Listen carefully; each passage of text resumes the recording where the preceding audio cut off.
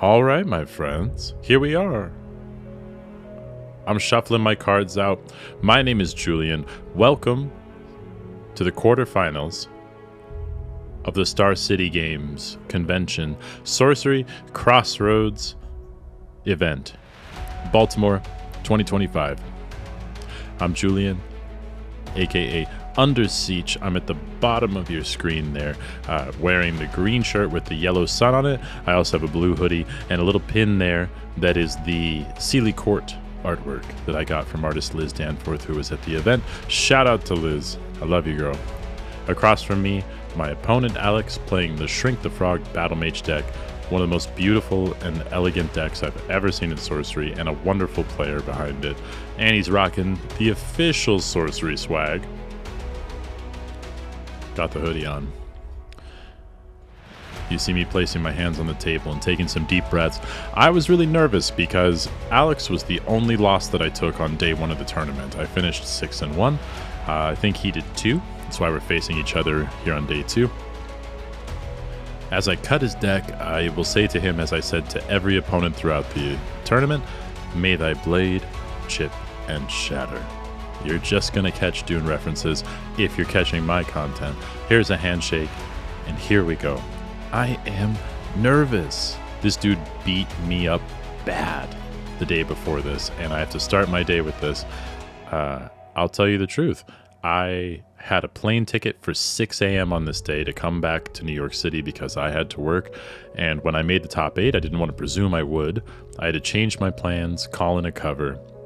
So I'm playing for my life. I got to make today worth it. And you see I draw my hand there, and it's time for a mulligan. In my hand, you will see Jihad, looks like Boudica, and some sights. I just very quickly pitched Shatter Strike to the ground. And my thought there was the combo between Jihad and Boudica, along with any small minions or charge minions I may draw in the future, is really strong. That's how I'm going to do my damage. And I need to get a card out of my hand to try and bring in some more cards to see if I can get something that can reinforce that combo. So even though Shatter Strike is super important to my deck, I had to pitch it because I need to get into my deck and I need to draw that damage from minions. So I'm taking a single spell here. And the spell is Saracen Raiders. So there's a card that will help me fire off that combo. There's a fist bump, and you can see the score and thresholds being tracked there on Alex's phone. Stood up sideways. We are playing on the beautiful City of Glass playmat that was available here exclusively at the Star City Games conventions. I also think you can get it with a pre-order of Gothic, which comes out on December 5th. This game is about to explode. It's about to almost double in size. And we are some of the early adopters who are trying to play it at its height. And boy, this game was crazy. Turn 1, Alex drops a sight, taps, passes it to me. I'm starting on a bonfire, summoning Tawny. I've just drawn a Disintegrate, so I feel pretty good about Jihad and Boudica and Saracen Raiders being my damage. Disintegrate's going to help me deal with a minion that I might not have another way to deal with. You're going to notice through this game that there are long pauses. Both of us are thinking very deeply about this. The great part about Sorcery is that it sort of combines tabletop games like Magic the Gathering with chess. It has this locational tiles system, these 20 tiles that the entire game is contained in. You really need to think through your moves. Sometimes there's something you don't even see that's the difference between a win or a loss. On turn 2, you'll see here, Alex is playing off to the side. Andy's playing a Lugbog Cat. That is just out of tremendous respect for the aggression of my deck.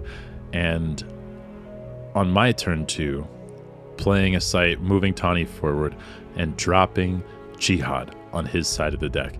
On his side of the mat, rather. So Jihad allows me to summon my minions to any affected sites, and it gives them +1 power. So I can drop any minion from my hand there, and it comes up super powered. And if it has charge, super powered charge. So Jihad on turn 2, one of the best plays I can make in the deck. Really fortunate draw. And you see I finally have settled enough that I've gotten my 4 Cores app out, developed by Mike Herbig, the Ripper. Shout out to Mike. You see my single fire pip there to show that I am playing a mono fire deck, and I am proud. It's 20-20. It is turn 3, and Alex has played a lighthouse into the corner. So now he realizes I can play on his side. He needs to be defensive for a moment here. He needs to get his deck set up, doing what he wants it to do with his battle mage. So he's playing off to the side rather than connecting our sites. And he's thinking right now about what spell to drop for the 3rd turn.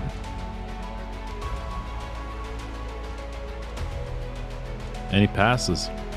He's got what he's got. Last turn, you see I drew a Quarrelsome Kobolds. I take a spell for turn. Anytime I play this deck, I am drawing a spell and playing a site for the first 3 turns. I want to empty my hand of sites before I start to draw.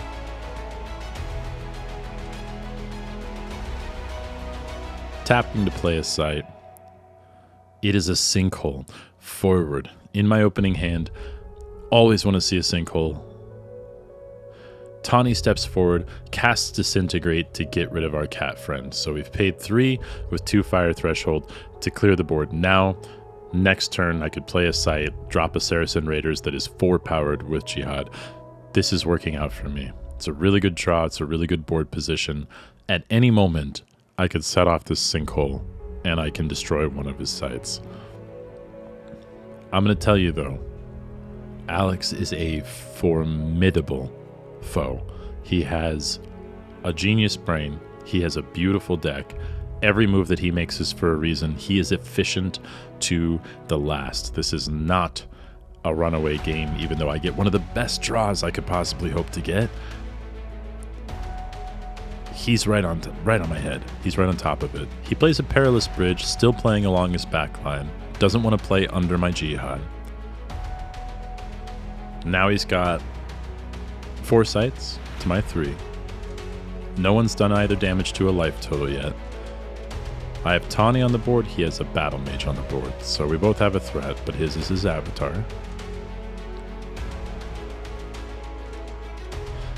And he plays a Headless Haunt for 3, passing to me. He's going to roll at the beginning of each turn, and whatever number is on a d20 is the square that the Headless Haunt pops up on. Now it's my turn 4. Every turn 4 I draw a site and I play a site, and I am so lucky, folks. I have drawn a 2nd sinkhole. So now I have 2 fire and 2 sinkholes. I am playing the Saracen Raiders, attacking him for 4 with the +1 power from Jihad. Tawny's going to swing in for 1. That's what my deck wants to do. Turn 4, deal 5 damage. I'd love to deal 5 damage now every turn. Get him on door in 3. I don't think Alex is going to oblige. But I've got some real power forward there. With Jihad, Saracen Raiders, Tawny, and 2 sinkholes, he could be losing a site at any moment. He rolls the Headless Haunt, and it lands right on his avatar.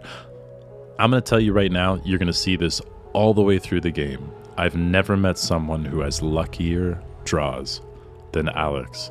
He plays this weighted, heavy, metallic dice that rolls really beautifully, and the numbers come up when he needs them.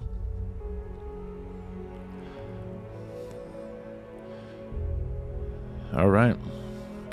Looks like he played a grapple shot there to get his Headless Haunt to run into my Saracen Raiders, clear them, striking them for 4 without fighting them, and then he steps forward to strike my sinkhole for 4, bringing the game within 1. He's tapping now to play his site, thinking about where to put it.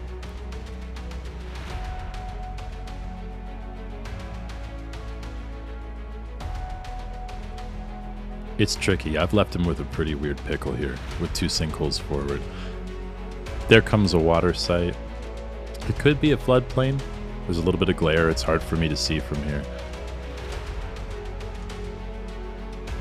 Even though it's hard to see, no fault at all of our videographer, Brendan. Thank you, Brendan, for capturing this game. I was really nervous. First match of the day, first top 8 ever at a major tournament. I had won the Cornerstone in New York City, but this is a whole different bag. 127 opponents, and we're down to the top 8. My turn now, untapping. I'm thinking on the draw. Most of the time on turn 5, I would like to draw a spell and tap to draw a site, unless drawing a site will allow me to play some sort of world beater, you know, some sort of a Rebix or 2 cards that would completely erase the board for me. Not the case this time with what's in my hand. Tap to draw a sight. Or did I just draw a sight? Maybe I felt like I had enough cards in my hand that I just went right for the draw pile. Oh, I see. I see what I'm thinking of doing, but... Oh, I'm all out of order. I've messed up here. And I'm going to get corrected too here in a second. I'm being told that I can't play Boudica because I don't have enough threshold. Oh God, I've ruined it. Okay, hold on. I think we're about to get reset by our head judge here. Jesse's going to come over and realize that I have just put myself in a quagmire. I've played all out of order. So, God, apologies to Alex. This is really confusing. We're going to see a hand come in here, I think, and stop us and realize that this has all gone beyond anything that is repairable. So we're going to take steps all the way back to the beginning of the turn. There you see me apologizing profusely. I've drawn a sight. I sacrifice Sinkhole to destroy Perilous Bridge. Now I will tap to play a sight, and I'm playing Funeral Pyre, which allows me 3 fire pips so I can play Boudica. Now she's legal. Now Tawny is going to strike his sight, getting +3 from Boudica. That's the right play. End of my turn. I think I'm going to pop off the other Sinkhole, and I'm going to destroy his lighthouse. So what I'm doing here is I'm destroying his air threshold. He has a multi-threshold deck. He's playing multiple colors, right? I'm playing just fire. So if I destroy all his air threshold from his sights, it means any air cards can't be played next turn. He'll have to draw sights to try and replace the threshold. We're digging for Rebel right now. That's why these sinkholes are so powerful. So I'm down to 3 mana, and it looks like he's down to 4 or 3. So I've really reset the game. I've walked us back. He's rolling for the Headless Haunt. God, and let me tell you, that Headless Haunt of his, I've played against people who play spirits all the time. Alex's Headless Haunt lands where he wants it to. Most of the time. That's 2 rolls now that we've seen, and we're going to see a bunch more. Because I have a hard time with that Headless Haunt in this game. Boy, does it land where it wants to. He's playing an Observatory. He's going to get a chance to look at the top 3 spells and put them back in any order he wants, so he can kind of predict the future here. He took the initiative. He was the higher seeded player, so he played first. So he's at 4 sights. I'm at 3. Even though my counter there at the bottom says I'm at 4, I missed the chance to walk it back. That is just a Rebel now. But his Headless Haunt has a free swing on my board here, unless I would like to block with Boudica. I might not. I like the +3 from Boudica.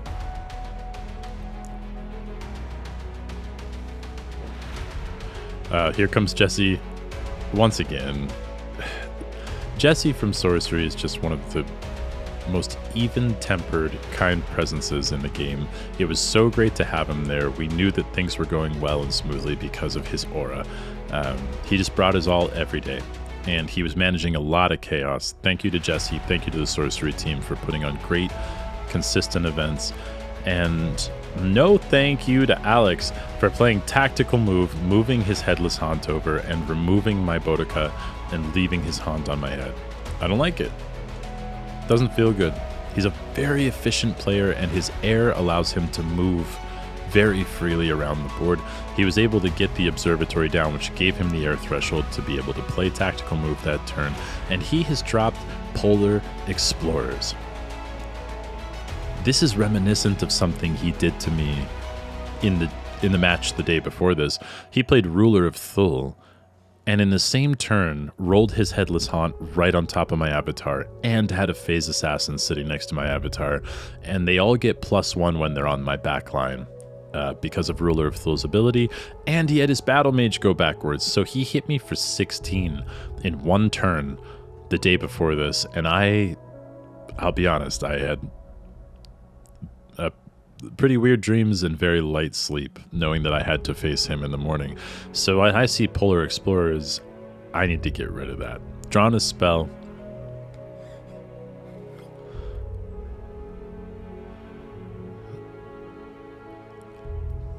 Thinking real hard. I do not want to repeat it yesterday. Gotta get rid of these Explorers. Tapping to take a site. Looks like I've drawn Fields of Camlin. So whatever I drew, I'm fine with having 3 mana for it. And then playing my 4th next turn. Seems like I've got a plan. Looking out over my Jihad, reading Polar Explorers. At this point, I'm just counting on Headless Haunt not being able to land right next to my sites every turn of the game. I'm counting on him getting a raw roll at some point. And it looks like I'm tapping to play Quarrelsome Kobolds. Underneath the Jihad, they're going to strike for 3 at the end of their turn. I could strike either his Avatar or his Polar Explorers at the end of my turn.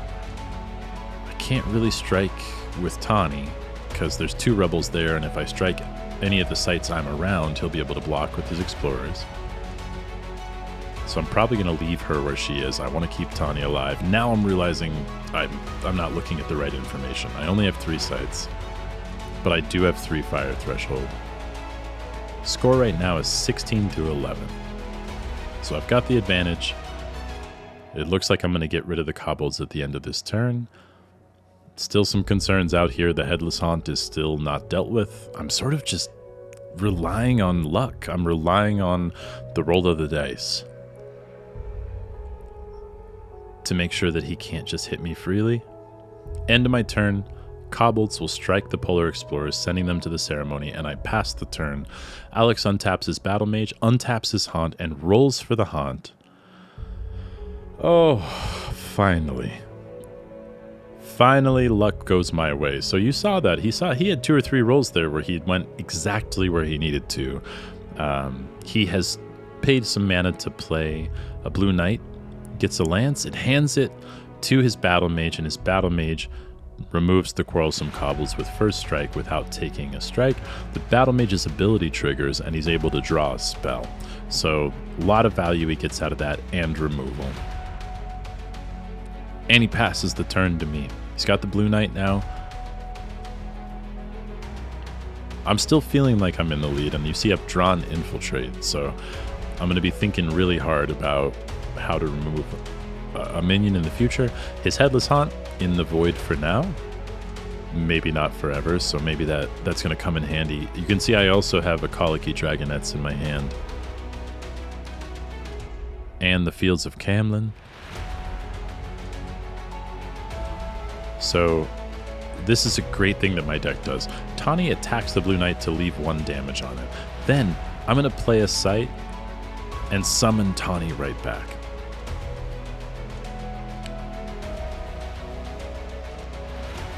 Get maximum value out of your Tawny.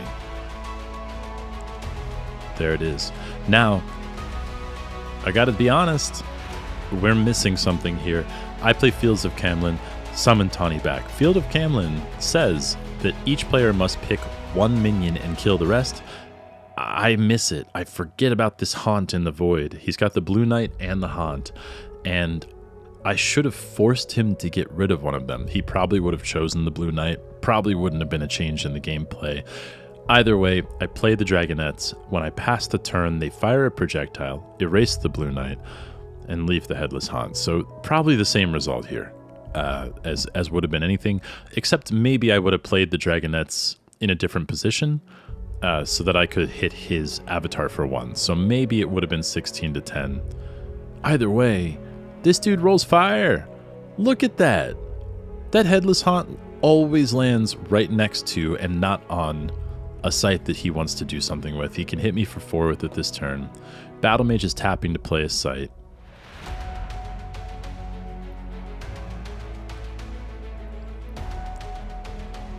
Really complex interactions here with all the different sites, the sinkholes, the Jihad, the Headless Haunt rolling around. Here comes another lighthouse. He's reestablished his heir. So he has the double threshold, so something crazy could come out.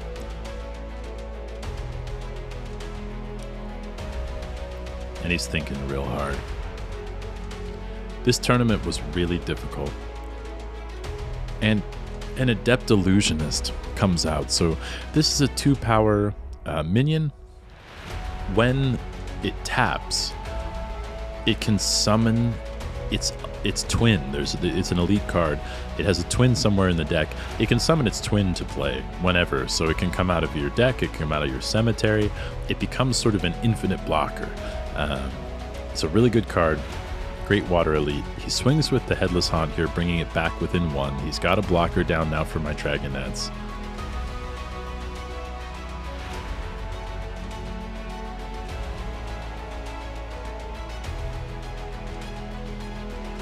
It's a close game. This was a nerve-wracking game. At this point, when he brings it back close, and he's got multiple threats on the board, we each have kind of 2 minions down, but he has a Battle Mage that hits for 3, and it's on top of my site. I'm not out of the woods. He has 5 mana to my 4. It looks like I'm holding an Infiltrate, and I think a Mask of Mayhem. And you don't want to be flippant about the way you play a Mask of Mayhem against a Battle Mage. It allows them to strike for 6. When I drew that card, I was thinking, maybe not this game. Maybe this is a dead card in my hand. It's great against a lot of opponents. That makes it okay that I drew it in this game. Maybe not next game, right? So here we go. I'm waiting for him to play a Phase Assassin. Okay, so this is crazy. This is shades of yesterday. A Headless Haunt and a Phase Assassin on my head. Adept Illusionist as a blocker. Battle Mage is tapped now. I do have the Jihad down and I'm up by 1, but I'm not feeling good. Every single time except for 1, he has rolled his Headless Haunt into a position where he could get me. I'm very fortunate here. I just drew into a Vile Imp. That's going to get rid of that Adept Illusionist. I can't do anything about the Headless Haunt. If I hit it with Tawny and hit it with the Vile Imp, that's only 3. Not gonna attack it with my avatar and take 4. I'm tapping to flip. I need a blocker. I don't want to go down by more, and this will at least help me deal a little bit with something. His Phase Assassin does have stealth, so it gets a free hit, but my Bruin takes damage for my avatar no matter what. Here comes the Vile Imp, dealing 2 damage, removing the Adept Illusionist before it uses its ability. The Dragonets are able to swing for 4. That's got me feeling pretty good. Board state is favoring me still. Tawny's going to... Oh, that's not your sight. Yep. Alex is such a gracious and intelligent and communicative opponent. All the way through the game, helping me manage the board state, making sure everything's legal. Tawny's going to fly forward. I want to get her in the right position. It's hard for him to get to her, or to spend resources to get to her. He knows, he's probably read my primer. He knows that I want to keep Tawny alive. He knows that I want him to spend resources removing her. He's rolling for the Haunt. It surely must go away from me now. Oh no. Okay. This is bad, folks. The Haunt... Once again, oh, come on, is that 4 out of 5 rolls it lands exactly where he hoped it would? Alex, what kind of deal with a demonic spirit did you make to be able to roll like that? I'm impressed. I'm not even mad. I'm impressed. His Phase Assassin could attack. It would only deal 3 to my Bruin. It would stay alive. I have a feeling he's going to use the Headless Haunt to remove my Bruin, then maybe get a hit in with the Phase Assassin for 3. That takes him to 9. Takes me to 9. He's at 7. If he attacks, then with his Battle Mage, that would take me to 6. So he would be in the lead by 1. It's probably his best play, but take a look at his side of the board. Tawny, Vile Imp, Colicky Dragonets, and his life total is at 7. I think right about now, Alex is realizing that he's got to do something special to avoid going to death's door next turn. Now, the Headless Haunt and the Phase Assassin, they were already in last turn. This dude hasn't spent any of his mana. So right now I'm kind of sweating what's in his hand, how's he going to play it. He's going to be very efficient. He has plenty of mana. 5 plays most things in most decks. And he's a pro. Listen, this deck, Shrink the Frog, one of the most liked and seen and celebrated sorcery decks on planet Earth. If you go to curiosa.io, look for Shrink the Frog, you'll see what I mean. I think it has over 20,000 views. Really elegant design and a very adept operator. So at this point, I'm thinking he's going to find a way. Can he deal me 12? I don't know. Bruin is really useful. The Druid is really strong. I've got my Jihad, but if he can strike me and take me down to 6, the way we just talked about, and he can remove one of my minions, the Imp or the Dragonettes, he's got a shot. He's got a shot at me not getting him to death's door next turn.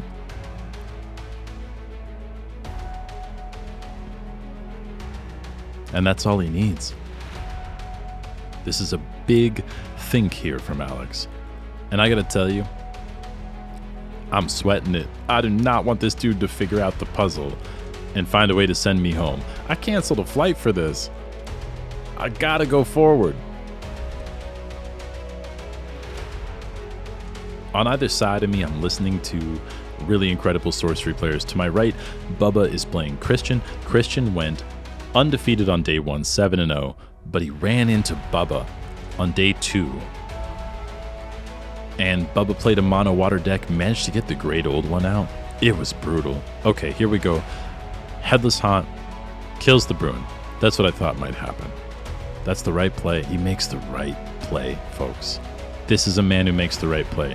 Losing stealth, stepping forward, striking the fields of Camlin. Now... Oh, I did that wrong. Did I? No, I'm good. I'm at 9, he's at 7. And you see there in the bottom of your screen, that's my Apple Watch telling me, hey, your heart rate is at 120 beats per minute for 10 minutes while sitting. Are you good, dog? Are you good? Oh. It's because during this last turn, I thought through all his options too, and I realized if he has a way to remove one of my minions, he could take the lead here and finish next turn in a positive board state. And he's got his Battle Mage, which hits for 3, so I'm not certain. I'm not certain I can get out of here. And there comes... he pays 4 of his 5 for a Gyre Hippogriffs. This is a 4-for-3 air minion that has charge, so it can act this turn. I'm lucky. The Jihad uses makes my Vile Imp a 3-power, my Colicky Dragonette's a 4-power. He cannot remove the Dragonettes, but he can use the Gyre Hippogriffs to remove the Vile Imp, which he does. This is the nightmare I was having that made my watch tell me that I might be having a heart attack. He's going to swing here with his Battle Mage. He's going to deal me 3. It's the right move. And he knows my Dragonettes can hit for 4, my Tawny can hit for 1. That takes him to 2. He's buying himself more time, and he would still have the Phase Assassin in play. Sometimes good deck building gives you a little luck. I had a lot of luck with this tournament run. I've got an Infiltrate and a Mask of Mayhem in my hand. I know I need to draw a spell. I need something off the top of that deck that deals enough damage to get him that last 2. My hand is shaking. I'm taking deep breaths, but folks, it is Red Cap Poweries. Charge minion, 3 powered, and he has no blockers. Now I attack with my Colicky Dragonettes, and then I take my own health down on my counter, and I become confused because I'm hyperventilating. I'm so nervous. These games, they really get me nervous. I'm thinking really deeply. I want to win so bad. I want to play well. Thinking about all your own moves and your opponent moves. When I realize that I've miscounted and misapplied my life total, I ask if I can step the attack back and think back through this, because maybe I didn't count right. Maybe I was looking at the wrong number. So he's very kind. once again, Sorcery just attracts people who are kind, considerate, and willing to work with you. In the earlier rounds of the tournament, they'll correct your plays even if it hurts them, because they want to reinforce the culture of the game. In the later rounds of the tournament, you'll find people who are wholly understanding that there's a complex game happening. Order of operations is important. You saw earlier in the game, we needed Jesse to step in and help reset the board for a turn. Now, Alex is being gracious, kind, everything you would expect from a real champion. He is a champion. In the top 8 of this tournament, field of 127, he's allowing me to take my attack back and think back through my turn.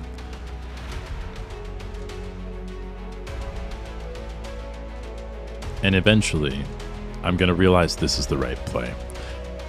Colicky Dragonettes strike him and take him down to 3. I'm holding the red cap poweries, I play them on my funeral pyre, they step left, and they deal him 3 damage, taking him to Death's Door. So I have a minion to his left, a minion to his right, and a minion in front of him that deals a projectile at the end of every turn, trying to leave him nowhere to go.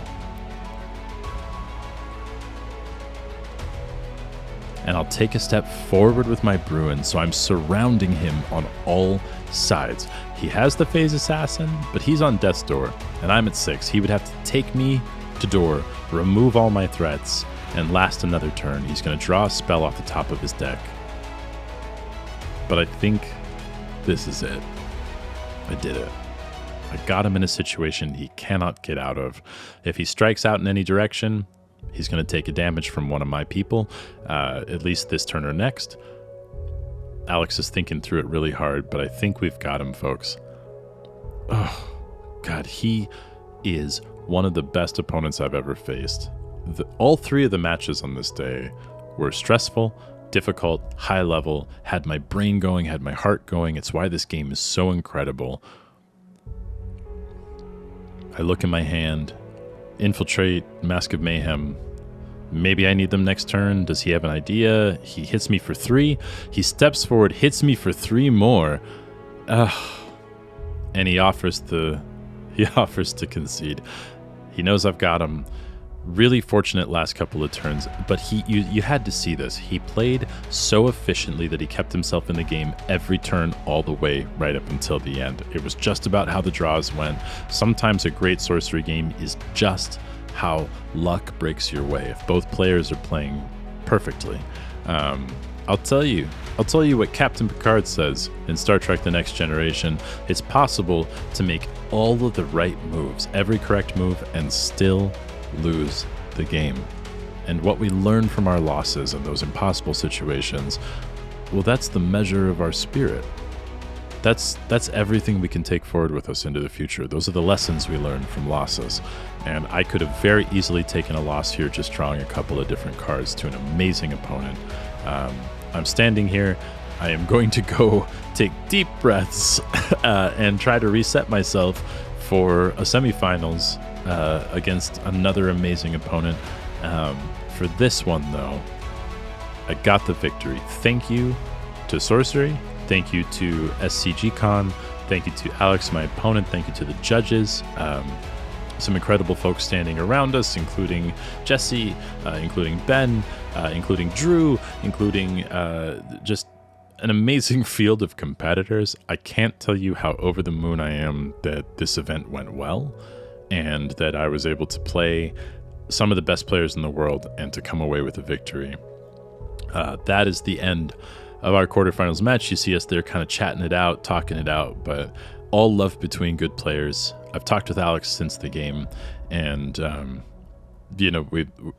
we're looking forward to many rematches in the future with many good decks as the game continues to grow. And I'm looking forward to seeing what happens in December when we get 440 new cards to add Gothic to our meta and to grow our game even more, our reach even more. We're going to have larger and larger events out into the world. There you see Jesse stepping in to chat with me and talking about how to report the win. And thank you, folks, for being Sorcery players, Sorcery enthusiasts, and viewers, and checking out this video.